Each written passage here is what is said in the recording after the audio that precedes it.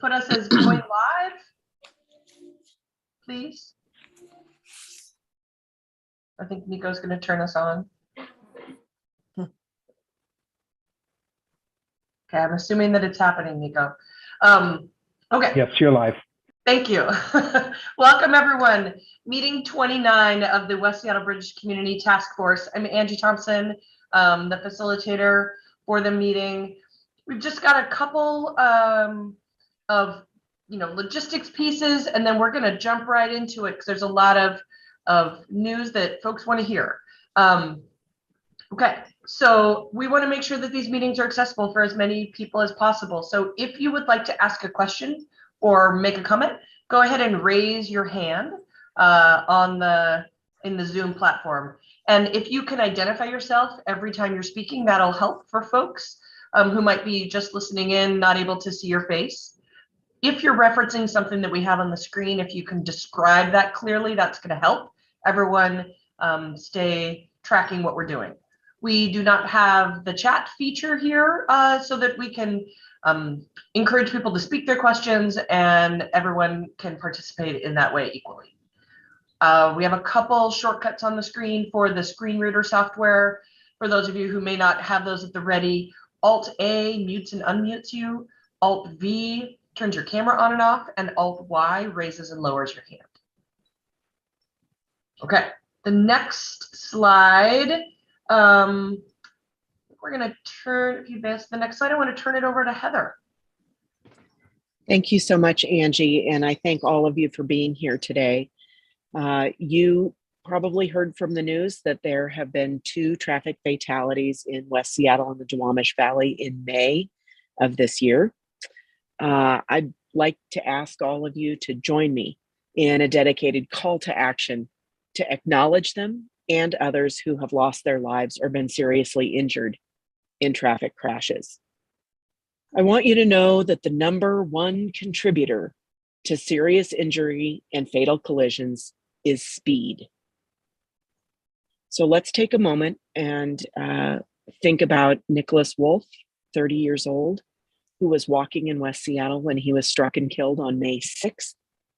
And Ganhao Lee, who is 73 years old and was biking in Soto when he was struck and killed on May 11th. There are things that we as a department who manage streets and sidewalks can do, and that you as people who use them can do. Continue working with us in locations where you feel we need to pay more attention. And when it comes to your neighborhood, when a proposal comes to give people who are walking a head start crossing the street or extending the sidewalk into the parking lane to shorten the crossing distance, or changing the striping on a street to slow people driving, join us at the table, support traffic calming, and help us move these projects forward. In the meantime, let's all slow down and follow the posted speed limit because people's lives are at stake. Together, we affirm our support for safe streets and acknowledge our shared commitment to end serious injuries and fatalities on our streets.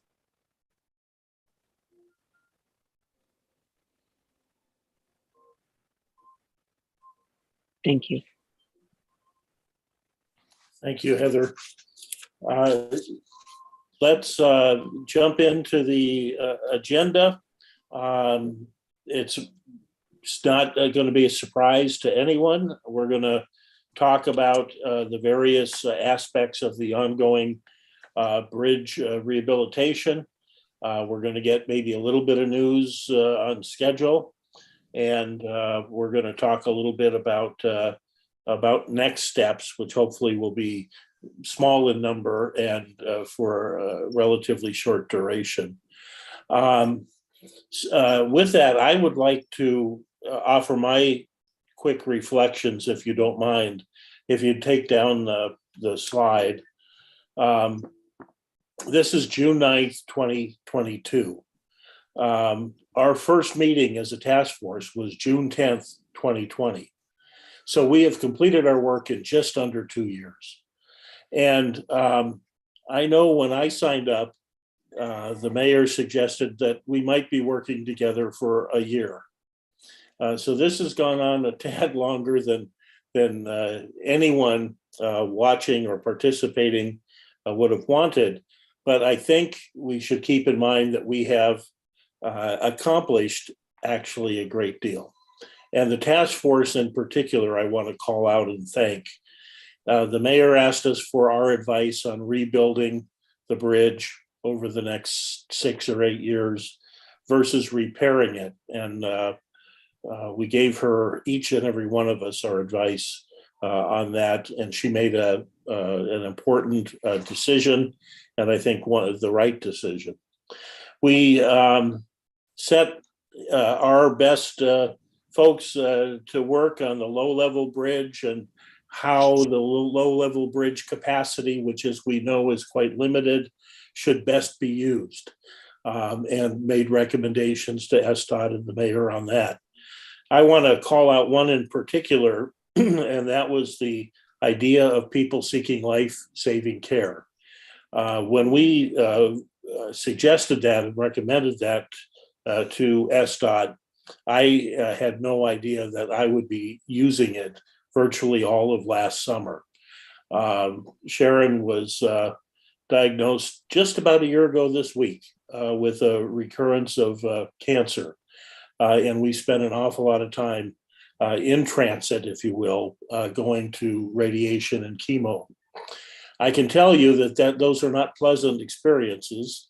She's fine now, and we've got great news consistently over the last few months. But she was not feeling well, and to have gone through the detours and the amount of time would have caused an additional amount of extreme discomfort for her.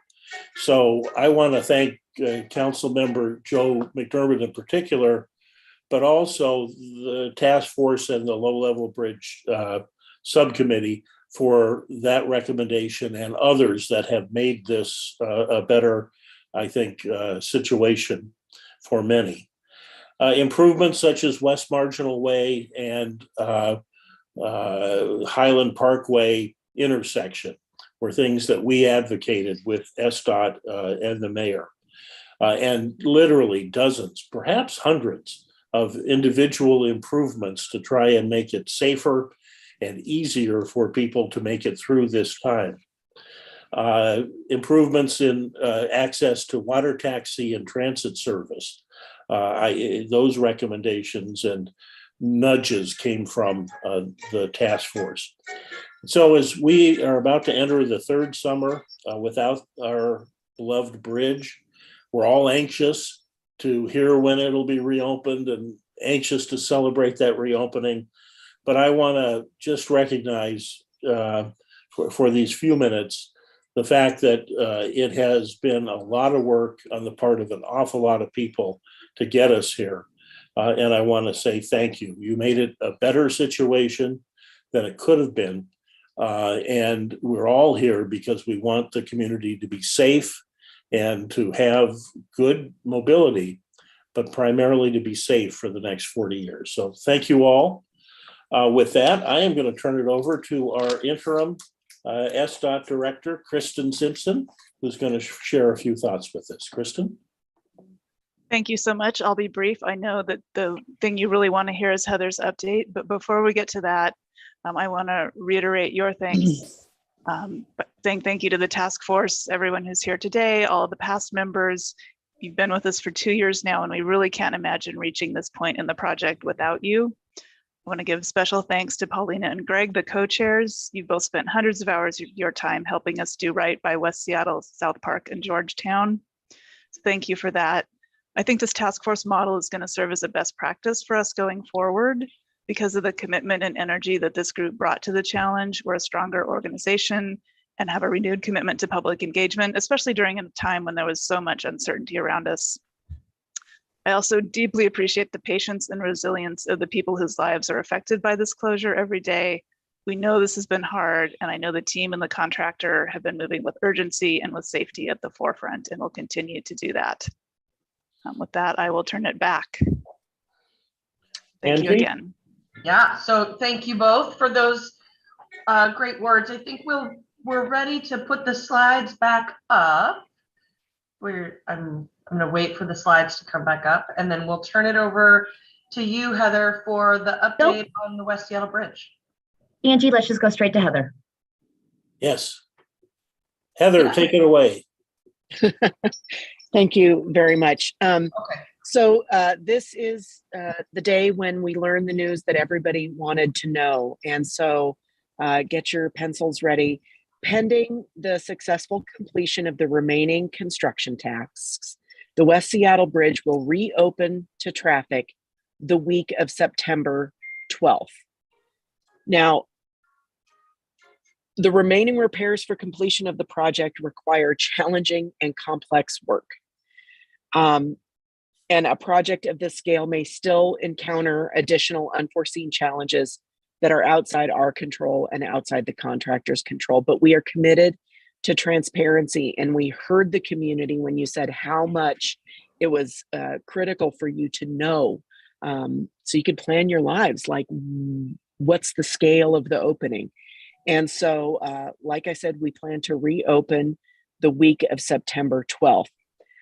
There are things in the interest of transparency that could impact that timeline, weather, testing and inspection results. So you remember that we're going to go back and test the bridge before we open it.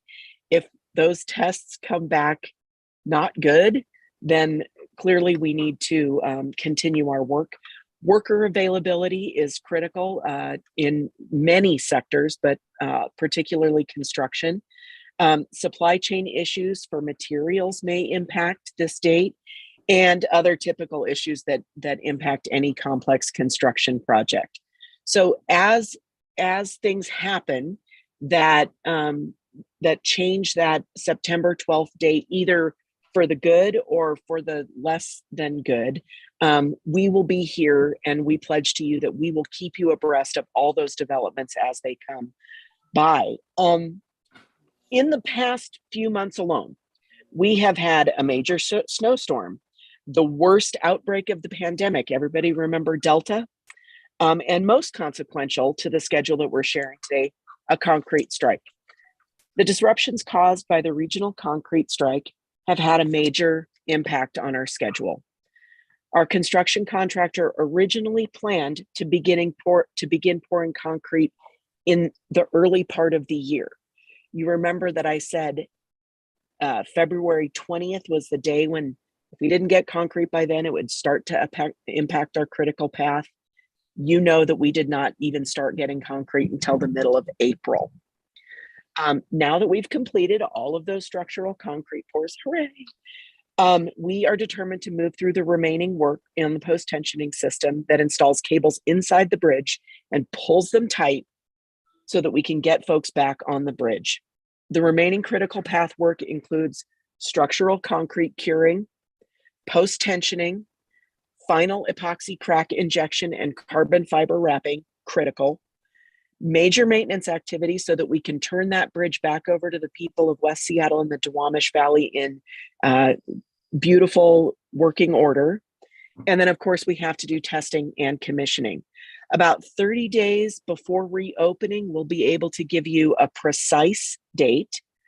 And thank you so much for your patience and resilience as the closure continues. We know that you know I'm one of your neighbors, so you know that this has a big impact on all of us. We'd like to pull back the slides so I can go through that a little bit more slowly with some visuals so that you can follow along.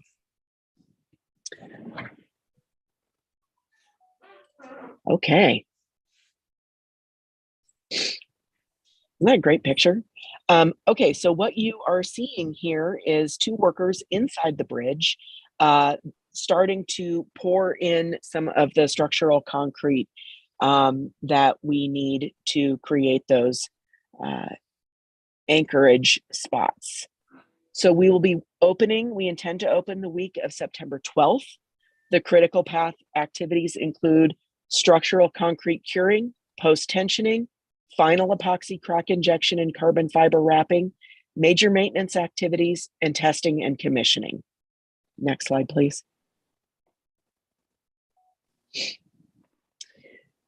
We are moving with urgency. but we also need to be thorough and safe. We don't want to open up a bridge to traffic and find that something has gone wrong. So we need to be very careful and judicious and safe. We expect to open the week of September 12th. The time frame could change by typical issues impacting construction, including weather, testing and inspection results, worker availability, including COVID-19 workforce impacts, and supply chain issues for materials. The final opening date will be announced 30 days in advance. We will communicate regular activity updates in our weekly construction emails. I hope by now everybody has signed up for those Friday emails. They're pretty good.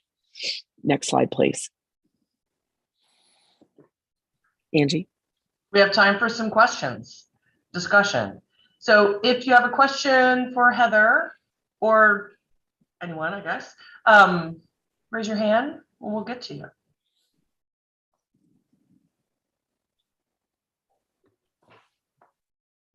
Member Herbold. Thanks. You've laid out what some of the conditions are that might result in having to reevaluate the schedule to the bad. Right. Could you talk a little bit about possible adjustments to the schedule to the good? I know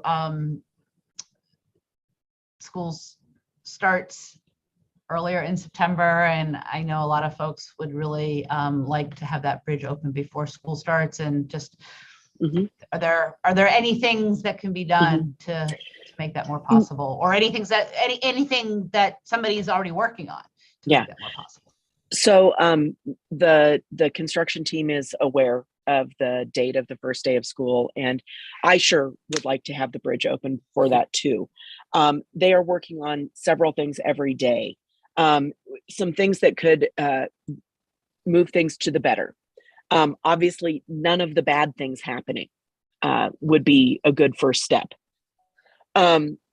Production, in terms of the time it takes us to do what we call phase 4 epoxy crack injection and carbon fiber wrap. If the production is faster, and there are some things that you might think would be a good idea, like adding shifts. We're already working 60 hours a week, so 10 hours a day, 6 days a week. So that's a lot. And working people more than that doesn't usually result in safety being everyone's top priority. To the extent that there are night shifts that we can staff that like clean things up and get things set up for the next shift, we're looking at that. So also an important thing to note is everything is very sequential here, right? So first it has to cure, then we have to do the post-tensioning, then we do the phase 4 carbon fiber. None of those can be rushed. Like we can't do them simultaneously. So the big hope here is that as the crew does, as much CFRP as they have done thus far, that they're just going to get better at it under the conditions that they have to maneuver within. So please do trust me that the contractor is doing everything. It does not benefit them for this to last longer. So they are doing everything they can to move forward with urgency and with safety. So thank you for your question. Deb, question from you. Hi, I have two questions, and I just want to say thank you for the range, that date range there. One question is, as I sit out and look outside at the, what would you call it, the wall of water, I'm thinking that eventually something like smoke may occur. What happens if we have repeats of the smoke situation from a couple of years ago? Does that, I mean, that's all weather related, but do the work crews have some smoke protocol that you're aware of? Deb, I'm not sure if they do, but I wouldn't be surprised. I can absolutely check into that and get back to you. Weather can impact us in a number of different I know. ways. So, and I smoke. I'm sure that they do have protocols. I also know that like inside the bridge, it's a little more protected from Right. like the weather. Yeah. However, super wet weather slows down the cure of Yes, CFRP. it does. And so we're hoping that summer will come along anytime now.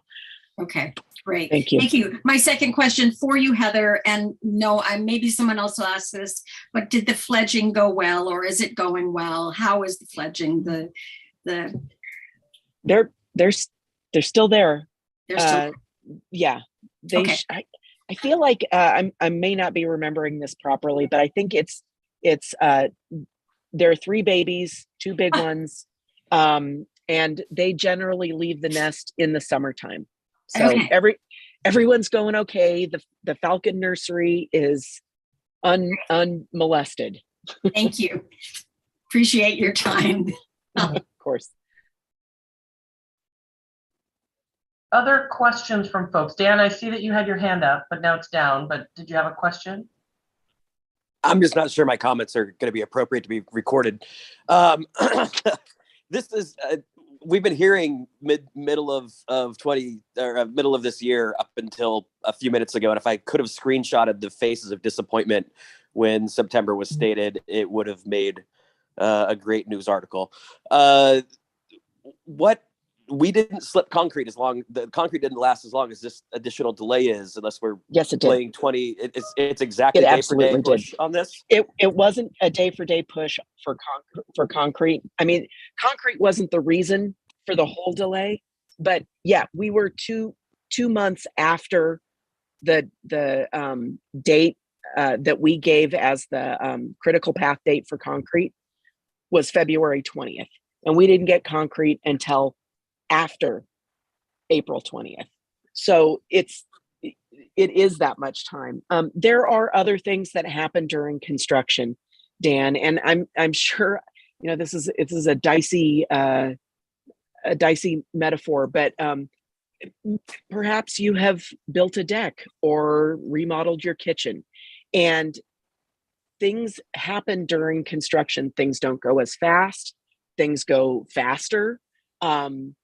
You may recall that our way back 2 years ago when we were talking about as-built drawings and how the as-built the late drawings that we have that are labeled as-built didn't in fact reflect actually the bridge as it was built. And so as we are doing this work, we find things that require field design. This is common in construction. And Dan, I'm one of you. I am. When I heard September, my heart sank. But I know how good our team is and how dedicated our contractors are, and they aren't looking to pull this out, right? They aren't looking to make this longer than it has to be. It is disappointing. I think the disappointment is just that it wasn't. This has obviously been known since before today that we were slipping, and I think West Seattle and all neighborhoods would have appreciated knowing that we weren't hanging on a July opening or that time frame. I just feel like there was a lack of communication there, which is probably upsetting, and that's just my feeling. I'm sure 60 or 80,000 other West Seattleites probably feel the same right now, but let's just hope this moves forward without any further delay. I know you said they've been working 60 hours. I can tell you I've been working well over 60 hours to try to keep my business afloat for 2.5 years now too. So if you could add another 10 hours to that and match my 70, let's find a way to get this thing open even a day faster. Not saying to be unsafe, but I mean, I've worked 7 days a week for a lot of these months, and that's what I have to say. Me too. Yeah. Thanks, Deb. Thank you. Mm-hmm. Anne, comment or question? It's Anne Higuera. I know that it's really hard to project schedules, especially really far ahead, and being in residential construction. I schedule projects a year out, and there's no way we're going to start exactly the month that I think we're going to start that next year. So I know how things slip. And I also, when you said mid 2022, I thought, oh, second or third quarter. Well, darn it, Heather, you're still in the third quarter. So I'm disappointed that it's not going to be in July, but it's in the third quarter of 2022. And to be able to project that far out is fantastic, especially having dealt with the concrete strike. So I don't think you should feel too bad. And I also think that, telling people September and then having it slip again would be even worse. So I know that, you have to choose a date and not set up false expectations for people. So I'm imagining that you held off on a date until you felt really, really confident about it. So That's true, Anne. yeah, That's true. And there was quite a lot of robust debate about whether this was a good idea. It was important to me to tell you what I know when I know it, and tell you what I know with the knowledge that things could go better or worse, and trusting you to trust me, that we're going as fast as we can, and then I'm going to give you all the information that I can give you as soon as I know it. Dan, you're a little bit right in that this week of the 12th of September, we knew on Friday, like last Friday, and we waited until this meeting because we felt like this was the appropriate venue to share that information. But schedules are malleable and they change. And I want you to expect that there may be changes coming forward. And I hope that you will trust that I will tell you what's happening. So it might be a little bit of a roller coaster over the next couple of months. But I heard the community that you wanted a date. And so, here we go. It's going to be an amazing couple of months. Heather, I would just observe that having a date out there now, we're going to go through as people get used to the idea of the September reopening, but at least it gives people a chance to plan their lives post September 12th. So thank you for taking the risk of putting it out there. Councilmember Herbold has her hand up. Thanks. I just wanted to say, it was making me crazy telling people that they would find out 30 days in advance of the opening. So, because that really, that is sending a message to folks that we know something that the public doesn't. Not I, because I'm not in that bubble, but that somebody knows something that the public doesn't. And this is, I think, so much better of an approach. And I really appreciate being able to give people this information rather than we'll tell you 30 days before it happens. Yeah, I agree with you. I agree with you. And I fought hard for this approach. So thank you. Deb, I got an answer. Smoke. A smoke answer. They wear masks and do their best to look out for worker safety to the extent that masks work in those situations. If the air quality got to, a level where it was unsafe for them, then obviously we would take a day off of Okay. the effort. Mm-hmm. Good to know. Thank you so much. You're welcome. Okay. Any other comments or questions on this piece before we move to the next section? I don't see any new hands. Then let's move forward. Yeah, Heather, we've got the next section to talk about post-tensioning and give people a little bit more of a sense of what that, we've been talking about that, but what that actually is. So we'll turn it back to you. Okay. Well, this is my area of expertise. So this is not my area of expertise. I've learned a lot about it though. And fortunately we have vast vast numbers of structural engineers who are helping us with this. So post-tensioning, we've talked about it before. It's used to repair and strengthen the bridge. It's a process of pulling steel cables tightly from anchored points in the bridge. Tensioning those cables pulls the bridge together, which forces the concrete into compression, to compress. Compressed concrete is stronger, which will allow the bridge to carry vehicular traffic. Next slide, please. These are, we're going to have several slides of diagrams of what the bridge looks like. This one shows that, well, they all show the three main sections of the west span, the central span, and the east span. You may recall that when we were first all together in March 2020, the inspection crews observed rapidly expanding cracks in the central span of the bridge. Next slide, please. During 2020, we did some initial work that at the time we were calling stabilization. And that was post-tensioning work to make sure that the bridge didn't fall down. So in 2020, we compressed the central span and sealed the cracks in the central span to give it enough structural integrity that it wouldn't fail under its own weight. Next slide, please. In 2021, well, at the end of 2020, we made the decision with your help to repair the bridge instead of replace it. And with that repair design decision came a complex repair plan. We got to 30% design by the end of that first quarter. We had a competitive process where we hired Kramer North America. They happened to be the contractor that did the original stabilization, so they're well suited to do this work. They worked with our consultant WSP to design a comprehensive repair procedure that builds on the 2020 repairs and includes all the things that you've been hearing about that I've never thought I would be saying: epoxy injections, carbon fiber wrapping, and additional post-tensioning. So that's what happened for the bulk of 2021.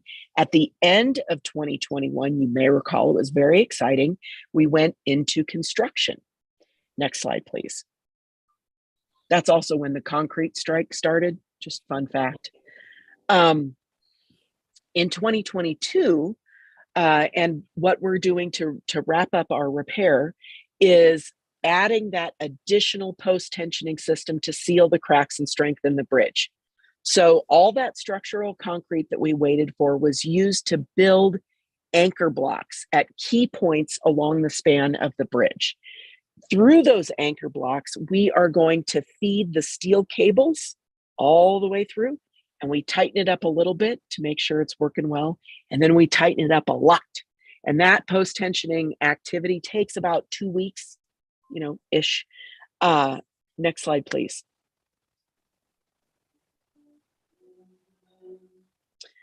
So if you look closely at this diagram, you can see that there are anchor blocks at pier 16 and 17 on either side of the central span. We have post-tensioning that goes across the central span and pulls it together. And we have post-tensioning that goes from pier 15 to pier 16, and then from pier 17 to pier 18, and pulls those sections together. So the whole thing is now compressed concrete, appropriate to the standards of today. And our testing and our design is expected to last for the remainder of the expected life of the bridge. So another 40 years. Next slide, please. Questions from folks? I think the intent there was just to give you a little bit more background into that. Deb, go ahead. Sorry, just one quick question. Heather, seeing this, these drawings was reminding me about Pier 18, and I'm wondering if you're going to talk about the status of Pier 18 or what became of Pier 18 challenges. I know it got released, but is it functional now, in good shape? Yes. Yeah, it is functional now. There was some additional work that we thought we might have to do on the pier, down at the base of the pier to strengthen it for seismic purposes, but it turned out as we continued with the design that became unnecessary. So Okay. Pier 18, good to go.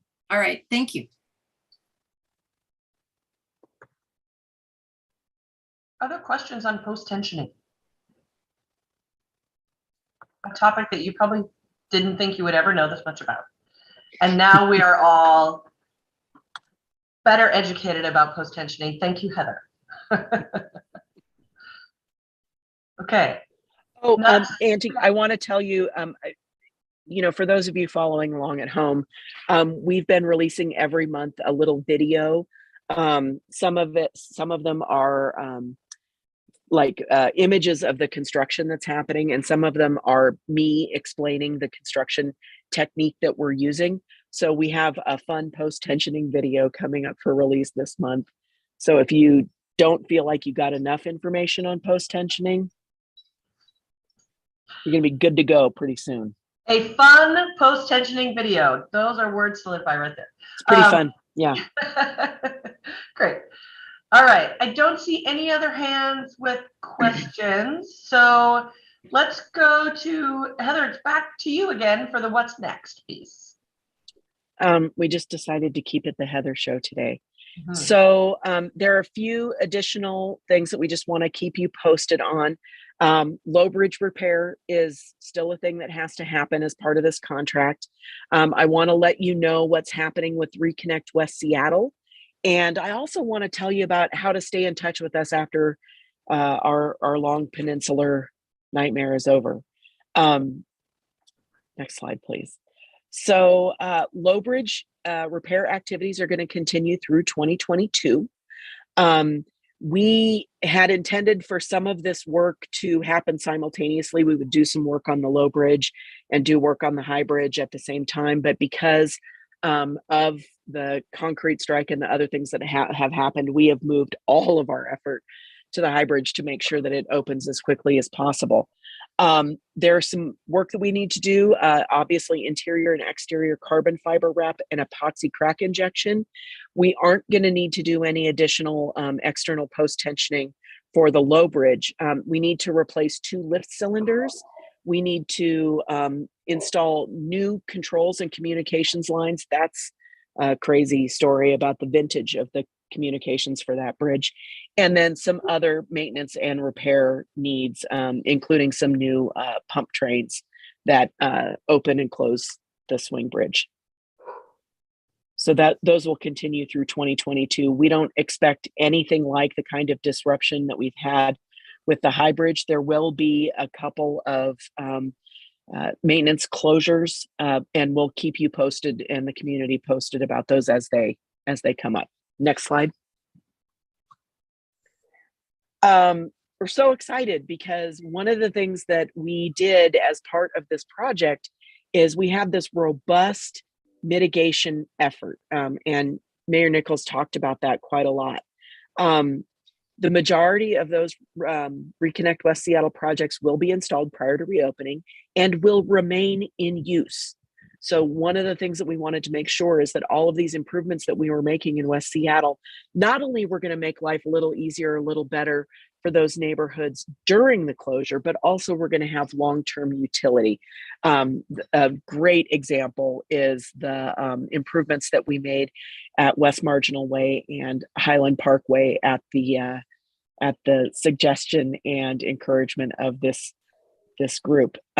There are 7 projects that we are purposefully not going to construct until after reopening, because if we did them now, they would be so disruptive, you would wonder if we'd lost our minds. We have not yet. The projects, we are also working on projects to facilitate drivers in transit to return to the high bridge so that we can all be in alignment. Some things we're going to have to change some signal timing. We're going to have to replace some signs. We're going to have to remove the red bus lane that leads to the low bridge because buses aren't going to use the low bridge anymore. The low bridge restrictions will be lifted the very moment that the high bridge opens. So that'll be very exciting for some people. Our Flip Your Trip effort that was intended to help folks in West Seattle and the Duwamish Valley find other ways to get around rather than driving their car because we knew we didn't have enough room for everybody to drive their car. It has absolutely surpassed its participant goals, and we are going to have a wrap-up public event in August. Reconnect West Seattle implementation quarterly reports will continue until we are done with this year. We're of course going to do an end of program evaluation with some surveys for both Reconnect West Seattle and Flip Your Trip. Next slide, please. So here are some things to know beyond 2022. Any Transit Go ticket points that you have will not expire. You can continue to use those. We're going to continue to serve, and we're going to continue to fund transit service investments through spring of 2023. We have an evaluation planned to determine the long-term benefits of those investments. So, we could continue with some of that. Once the Reconnect West Seattle program is complete, transportation concerns can be reported through some different channels or more normal channels. Obviously, during the West Seattle High Bridge closure, we have had a vast team of people who have been responding, every minute of every day to the concerns of people in West Seattle as well as the Duwamish Valley. Once this project is done, everybody's going to kind of have to go back to their regular jobs. So the better way to continue to tell us your ideas and concerns are through the phone numbers and email addresses that are on this slide for the bike and ped program, the freight program, the Safe Routes to School program. Of course, you can always contact 684 Road. That's a good one. The Find It, Fix It app is fantastic and even getting better. And then, of course, you can always contact the City of Seattle Customer Service Bureau. So you won't be getting quite the level of service that you're getting now, but you will definitely have some tools that you can use to contact us with your concerns going forward. We just have to pay attention to the whole city now. All right, next slide, please. I think we have time for questions on this piece if anyone has it. Anne Higuera here. Heather, what are people going to see that they'll like?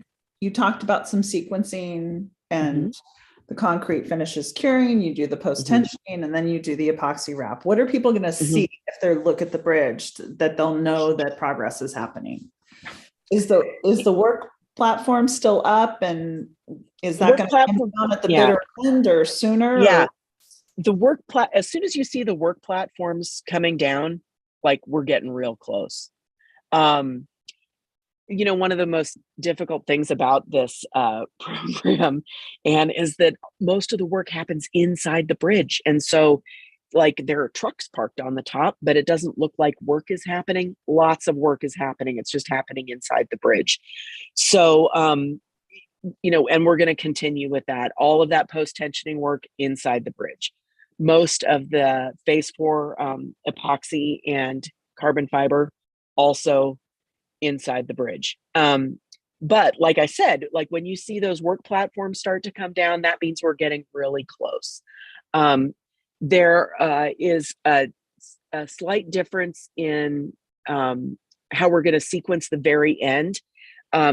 Instead of doing the testing at the very end, we're going to do the testing at almost the end because that work can be done when there's still holes in the deck. So after that testing is complete, and we don't want to do the testing after we've buttoned everything up because if we found something, right, you don't want to grout those cables, right? Can't do that because you can't fix it. So we're going to leave everything open, do the testing, assuming everything comes back great. Then we'll come through and button everything up, give the deck a nice overlay, repaint all the lines, all the sign bridges will be beautiful. So it'll be, we're repaving the Fauntleroy Expressway, right? The part of the, after you get off the West Seattle Bridge proper, and then you're continuing to drive, you still feel like you're on the bridge, right? Before you get to 35th Avenue, we're gonna repave that whole thing. And we were able to put some texture into the pavement because a lot of people told us that, especially when like that first rainy day, it's pretty slippery. So we added some texture to that pavement, so that'll be a little bit safer. So the bridge you're gonna get back is better, like it's gonna be better. I cannot promise that traffic will be better. That's up to you all. So keep flipping your trip. Does that make sense? It does. And so will you do sort of the cleaning of the deck of the bridge for the approaches ahead of time? Will people start seeing that those areas are cleaned up, like the on-ramp to Delridge and all that? And yeah. then Yeah. will you provide an update once that testing happens so that everybody knows that it's happened? Yeah, we'll be in constant contact.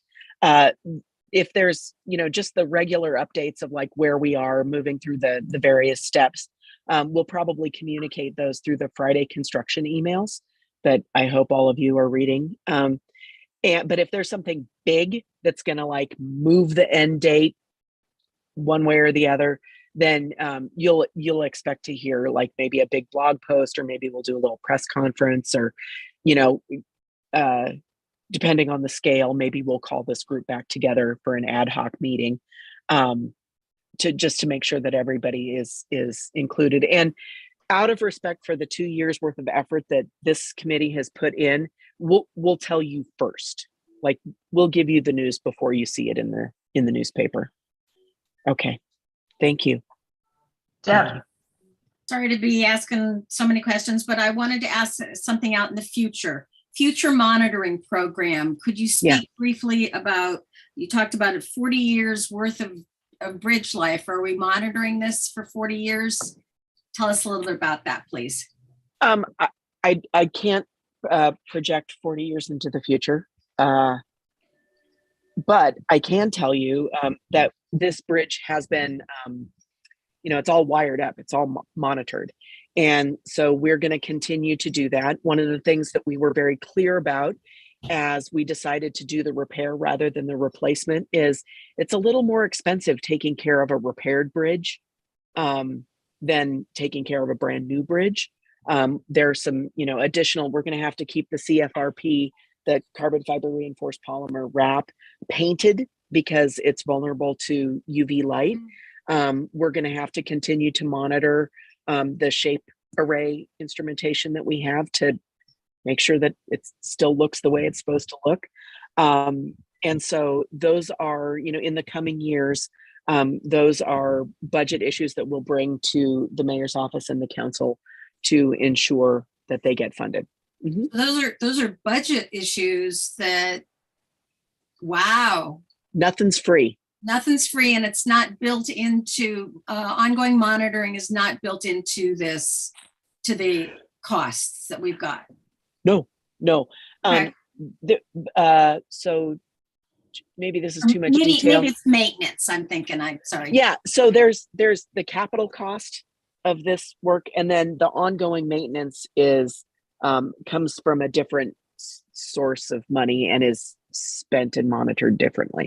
It's good that I see Councilmember Alex Peterson on the call so that he's aware that his this will be back in his department. He is a vigorous supporter of Absolutely. bridge maintenance. Okay, well, I guess thanks.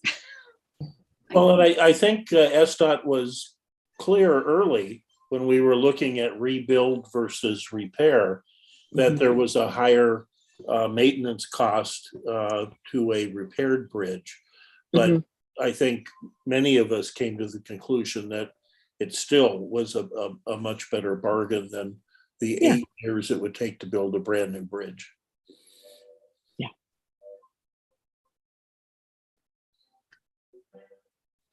Any other? Yeah, any other questions from folks? I think we wanted to do a couple sort of last next steps and then make some space for some member reflections. So we'll pull the slides back up, and Mayor Nichols, I think that's first to you. Oh, you're on mute. You muted again. I don't know what I need a slide for. I think, there we go. So we're going to continue to be in the loop. This is our last formal meeting, unless something goes really, really askew, and we're very much hoping that that doesn't happen. But if it should, if something should happen, we, Paulina and I feel very empowered to call the task force back together. So you will continue to be in the loop. You'll know what's going on and being able to advise your communities what they can expect. And beyond that, again, a thank you to you all. Thank you in particular. I want to thank Paulina. It's been an honor to work with you as a co-chair, Paulina. It's been, I think, a very collaborative process, and have enjoyed very much getting to work with you and get to know you. We will see you all at the ribbon cutting before the reopening. The details will be taken care of, and we will be informed in plenty of time to arrange to participate. So again, thank you all very, very much for your time and labor. Paulina. I just wanted to echo the sentiment, Mayor Nichols. It's been a pleasure to do this collaborative work with you, and to all our community task force members. I wanted to make sure you know how important your voice has been. We've been together for 2 years during a pandemic. We've been in 2 years during multiple hazards that we've been gone through, like looking into the possibilities and nots and strikes. But here we are, and yes, we are not into the mid of 2022, but we sure did learn a lot. And most importantly, we got together as a community to be doing this work all together. So you did this from your heart. And I want to make sure that you know how important voices of community are when impacts are directly to us. So I want to comment also on SDOT for allowing this space for being together as impacted communities, for acknowledging the impacts for other neighborhoods that were impacted, not just West Seattle. And to also ask to you, you know, if we were to do this again, what would be some things that we could have done better? Because it's always important to point out and reflect and provide feedback. So if anybody, I know that we're getting a little short on time, but we will have a couple of minutes. And if you have some insights in how could we have been done this in a better way, or what would be some things that we can do in the future, we would appreciate getting that. But if we don't have time today and you want to think about it, there is always a place to send it in that slide on the reflection form. But overall, I think it was a transparent process. For those of us who were able to go into the bridge, it was an amazing work and understanding. So Heather, thank you for taking this on and for your many, many nights. Whatever we saw here, it was not really making fair reflection of all the time that we had to spend in the middle of a pandemic, brainstorming and bringing a lot of multiple technical difficulties to be a reality. So I thank you for always being there, responding, for everyone in the staff was there to respond questions, for all the multiple meetings we had to do in preparation for these community meetings. So I just want to acknowledge all of you and thank you for your time. Thanks, Paulina. We do have some time. I think if folks want to share some reflections just in terms of lessons learned and some of the questions that you prompted, Paulina, if people aren't ready, there also is the opportunity to send it in. So it's a both and. But if anyone wants to share, I think we certainly have some time. Representative Cody. I just want to thank Heather for not picking September 11th because I can just imagine how the people of West Seattle would have reacted that it was doomed if we'd have done that. So I think the 12th is a great day. We picked Monday, right? The week of the 12th. So thank you.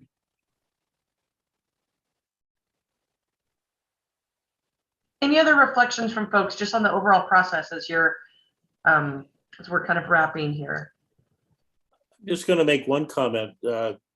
Representative Cody has been at virtually all of our meetings, as has Senator Wynn, Representative Fitzgibbon, Congressmember Jayapal's office has been at virtually every meeting.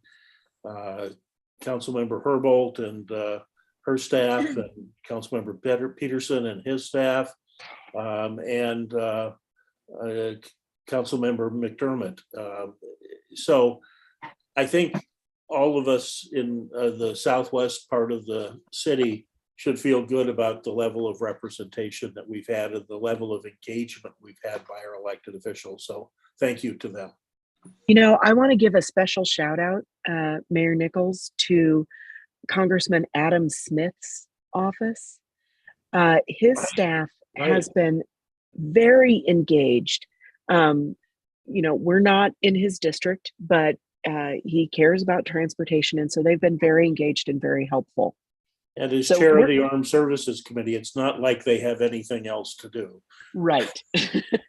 So we're getting representation even from people who don't technically represent us. So it's felt good. But you probably heard, but the opening will now be September 12th for the bridge. Oh. Chris, you may want to mute. I don't know if that comment was for us. Okay. Any other thoughts, reflections to share? Marcy. Thank you. Get my video on. There we go. Well, first I want to thank Heather and Bill and Sarah, all the SDOT staff that has worked so hard on this. I know the hours you put in. I've had extra meetings with you to make sure that I had all access to all the materials, and I've definitely appreciated that. You know, I was thinking about something, Heather, when you were talking about the what's been happening in the last couple of years, and when, you know, we knew, and I know SDOT had told everyone during 2020 that there was work to repair the problem on the midspan, and then to do work to prepare, no matter which option would be chosen. Sorry. It just kind of struck me when you mentioned that, you know, a lot of 2020 was spent making sure the bridge did not fall down. Yeah. I don't know if people appreciate that it was that serious. And so thank you for that. And thank you to Greg and Paulina and all the task force members. It's been a pleasure serving with you. Thank you, Marcy. Councilmember Herbold, did I see your hand up? You did. I've been going back and forth not to say anything, but at the very least, I want to thank our able co-chairs, former Mayor Nichols and Paulina. Really appreciate your leadership and your collaboration, and just keeping us focused on doing what we can to make sure that we stay informed, we inform our community, and we work with SDOT troubleshoot around issues that they were seeking our feedback on. So it's been really, really helpful. And of course, Heather, really, it's been great having you at the helm of this incredibly complex project, and appreciate everything that you've been doing to keep my office informed. And I wanted to say, I hope I've been doing updates every single week for 2 years now. And I'm really hoping that I can still get information. I know it's I don't want to make news or make work, but people really like getting those little tidbits of information about what's going on. So I'm really hoping to be able to still provide a weekly update to folks through September. So with your help, folks at SDOT, we can do that. We are at your service. Deb? Thanks, Deb Barker here. I just, Marcy listening to what you said, you reminded me of the time that I got to visit the High Bridge and actually see the extent of the cracking. And while photographs are really great, I was seeing the cracks on the floor, sides, and ceiling of the tube really spoke to the danger that we could have been in. And so I just want to echo everyone's words of thanks to SDOT, to our wonderful co-chairs, to all the electeds, and to everybody who gives a rap about West Seattle and this bridge. I know we're all looking forward to being able to cross it once again safely. And because of all this work, no one wants to drive across there and then go, was that a crack? So I'm looking forward to when it's safe enough to go back on, and just want to say thank you. Thank you, everyone. It's been a real honor serving with you. Thanks, Deb. Commissioner Fellman. Yes, well, thank you. And while I haven't had the pleasure to spend all of the past 2 years with you all, my colleague Peter Steinbrook had the pleasure for the first part of this. I do really want to appreciate the collaborative nature of this effort. It's really quite extraordinary. A lot of sacrifice has been felt, and I want to particularly acknowledge the fact that the port has been playing a major role in this, both in terms of contributing to the challenges, making sure that the access to the port's there, as well as doing our part to facilitate getting longshore to and from with carpooling and things like that. We've been trying to do our best to mitigate our impact, and greatly appreciate the community's contribution to recognizing the regional role that we play. And I especially would like to thank my staff for being in the trenches with the city. Lindsay Wilpa has been at it since the get-go, and it just has been a tremendous undertaking. And I hope, Heather, you're right on with September. I mean, just pick a date. As long as we can hold to it, it'll be all good. We're going to run out of our funding for keeping the longshore going, but we'll figure out a way to make that work. And I think we still have work to do with the city with identifying getting trucks off the road, and in the meantime, finding more parking places and stuff like that. This is a long-term relationship. I hope, we don't have to come together under such challenging circumstances, but it was really been a pleasure to see such collaboration in action. So thank you to the co-chairs and all of you that have bared with this situation.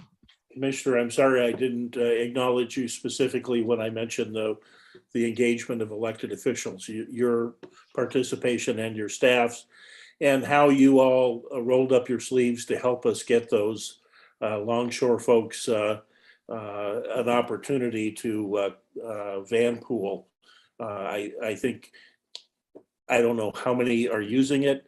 I do know that the idea of shared sacrifice is really important in a situation like this, and your participation and engagement in that showed us that it was indeed a shared sacrifice. So thank you. Thank you very much. Any other comments from folks as we wrap up? Okay. Paulina, I would love it if you would send us off. You're all adjourned. We appreciate everyone staying a little longer, and please enjoy the rest of your evening. Share with your networks what you just heard, and continue being amazing, protecting your communities and being there for everyone. So thank you, everyone. Thanks, everyone. Have a good night. Good night. Good night.